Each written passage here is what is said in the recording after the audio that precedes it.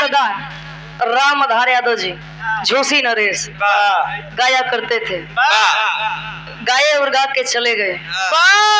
तू कब जाबू? कहा हो खरगी पुल लेवली पर तो सुधरबे के लिए आइए।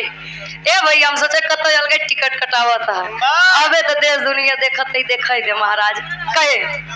हाँ बस बस करा बस करा। अरे झकोरा मारे झूलनी ओ बाबू झकोरा मारे झूलनी काहे साड़ी लहराए ओ झकोरा मारे लेकिन विराट सम्राट स्वर्गीय दादा स्वर्गीय गुरु श्री हैदर अली गुरु जी गावत रहे का गाए।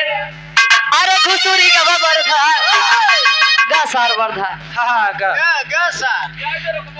अरे घुसुरी का बबर था काहे सरी यई मझारी घुसुरी का बबर था। अरे गजब की हो बहिनी सत्यम सुइया में गाए रहे पतिव्रता मेहरारू पहले रहत।